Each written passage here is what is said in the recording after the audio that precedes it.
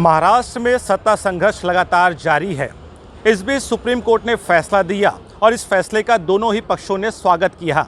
जहां शिंदे गुट इस बात से खुश है कि उसके 16 विधायक निलंबित नहीं हुए, वहीं उद्धव ठाकरे गुट इस बात से खुश है कि यहां पर जो कानूनी और नैतिकता थी उसके आधार पर जबरदस्ती सरकार में प्रेशर लाया गया और मुख्यमंत्री रहते हुए उद्धव ठाकरे को इस्तीफा देना पड़ा। आखिर इस पूरे सत्ता संघर्ष में नागपुर की जनता क्या सोचती है, वो क्या समझती है कि जिस तरह से महाराष्ट्र में पिछले कुछ सालों से लगातार उठापटक हो रहा है, राजनीति को लेकर अलग अलग चर्चाएं हैं, अलग अलग नेताओं पे ब्लेम लगाए जा रहे हैं, ऐसे में क्या सोचते हैं उसे पूछेंगे।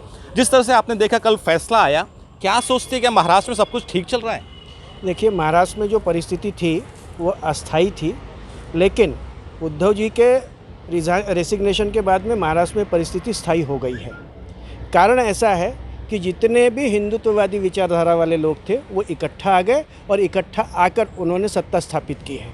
इसके पहले उद्धव जी ने सिर्फ सत्ता के लिए अपनी नैतिकता को छोड़ा।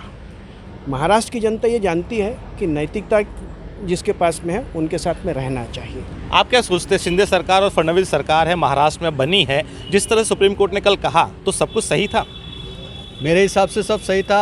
अब यहाँ की सरकार जो है काफ़ी स्पीड से काम करेंगी, डेवलपमेंट के सारे काम बहुत फास्ट होंगे और जल्दी जल्दी जो नागपुर के रुके हुए प्रोजेक्ट है वो काफ़ी स्पीड से आगे बढ़ेंगे और सत्ता में अब ये जो बार बार का जो संकट था वो संकट नहीं रहेगा। और मैडम, आपने देखा कल सुप्रीम कोर्ट ने कहा कि अगर उद्धव ठाकरे इस्तीफा नहीं देते तो हो सकता कि उनके पक्ष में फैसला आता, तो क्या लगता है आपको जल्दबाजी की थी उद्धव ठाकरे ने इस फैसले के लिए?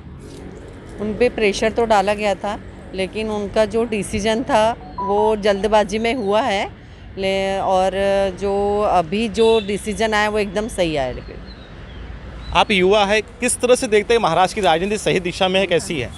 पहले जैसे माहौल बना, पहले सरकार बनी, फेस कोई और दिखाकर वोट लिए गए, फिर फेस चेंज हो गया, लेकिन उससे युवा के तरफ मैसेज अच्छा नहीं गया और केओटिक माहौल बनाया किसने, किया किसने, और उसके बाद अब केओस के लिए लोग ब्लेम एक दूसरे पे डाल रहे हैं। वो पॉलिटिक्स के लिए और बेसिकली यंग जनरेशन के लिए अच्छा नहीं है। हमें एक फेस देखना है, डेवलपमेंट की तरफ जाना है। डेवलपमेंट किस तरीके से हो सकता है हम वो सोचते हैं। हम एग्जैक्टली ये नहीं सोचते कि फेस कौन होगा और किसने कितनी राजनीति खेली। तो ये मॉरली इस वक्त जो उठापटक चल रहा है वो इतना कोई एनकरेजिंग नहीं है।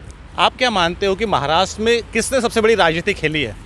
सर, इसमें जब तक 7 जजों की खंडपीठ का फैसला आता नहीं तब तक कुछ नहीं कहा जा सकता। अभी जो मौजूदा स्थिति है वो कैसी देखते हैं आप? सही कौन जिसमें राजनीति खेली किसने? यथास्थिति सर खराब है दोनों पार्टियों के लिए, बीजेपी रहे या कांग्रेस रहे, दोनों के लिए यथास्थिति खराब है। क्या मानते, सही किया उद्धव ने इस्तीफा देके? वो तो सर सबसे पहली बात तो गलती उन्होंने वहीं की है कि वो सीएम पद ले लिया उन्होंने पवार साहब के बोलने पे, उसी समय ख़त्म हो चुके थे।